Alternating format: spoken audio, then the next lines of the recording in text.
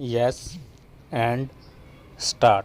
Mr. Vice Chairman, sir, I rise to support the motion of thanks for the President's address.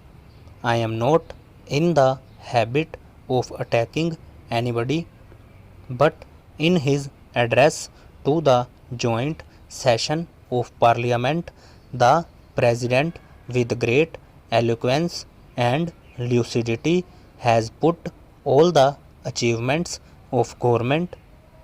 Also, he has thrown sufficient light on the future policy and programs of this government. There is hardly any field which he has not touched upon in the address, so it is not necessary for me to elaborate on general issues which have already been included in the President's address, because it is a catalogue of the achievements of this government. It is the duty of the opposition to pinpoint some loopholes, no role to play in democracy. So we go here and there, otherwise, they should not be agitated over what they say, because a time will come when we have to take vote on this and people will throw them out at the time of voting. Therefore, I do not have any intention to confront what they say and what they point out against the government. Since it is a general discussion, members belonging to different parts of the country use the opportunity to bring out the problems pertaining to their respective areas.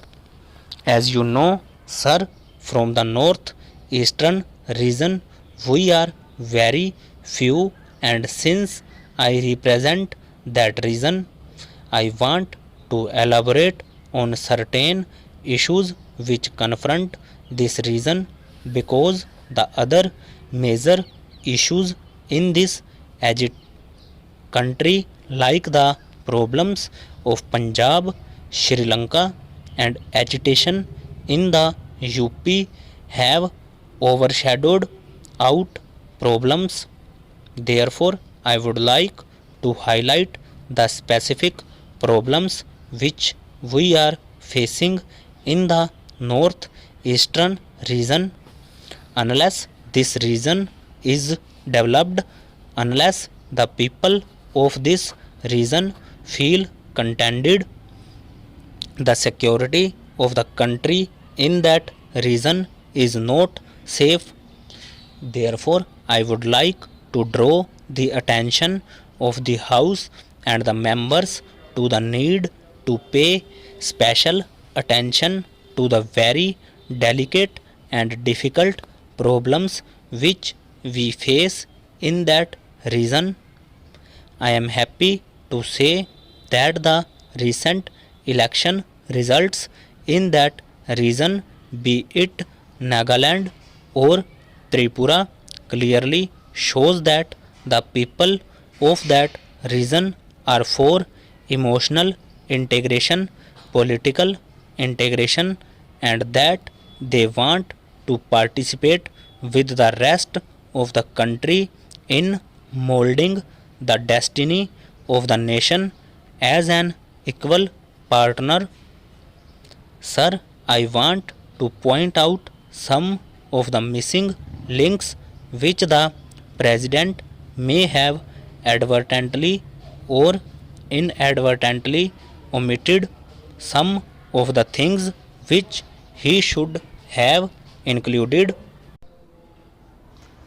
in the President's address. For example, the Prime Minister has declared that he has got an open mind for solution of all the problems of underground Nagas within the parameters of the Constitution of India, I would like to draw the attention of this House to the fact that the insurgency still continues in Nagaland, Manipur, even in Assam and Tripura, and you cannot just brush aside this kind of insurgency. It has been there since independence. Before independence, we tribals asserted our identity. We do not like to be swamped, or we do not want to be submerged by the majority community, and therefore we asserted our identity, our right to survive as a people. But it was construed as anti-national. But it was Pandit Jawaharlal Nehru who recognized this aspiration of the tribal people.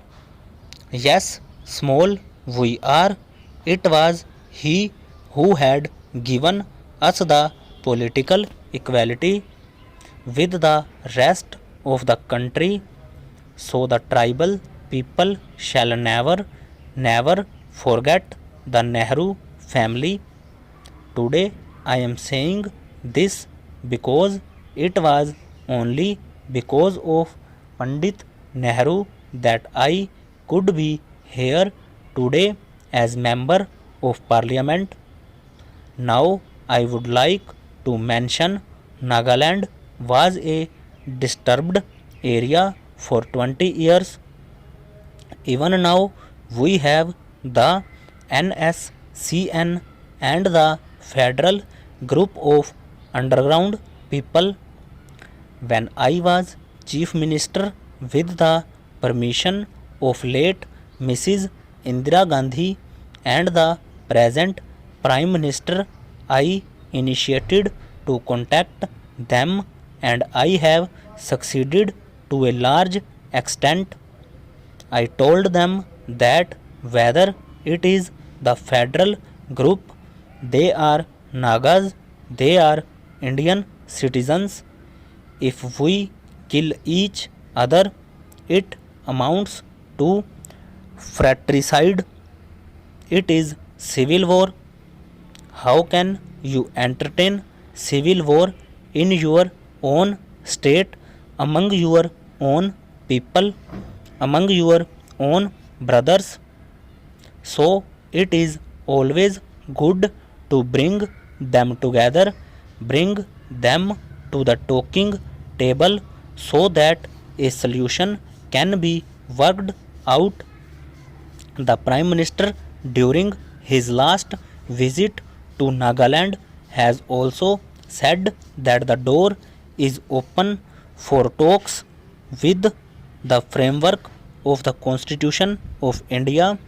But at the same time, I read the paper that there will be a joint operation of the Burmese army and the Indian army. On the one side you are saying you join us, on the other side again you want to use dandas. Is it peaceful approach? I would request the Prime Minister to see whether this is a pragmatic approach. Over.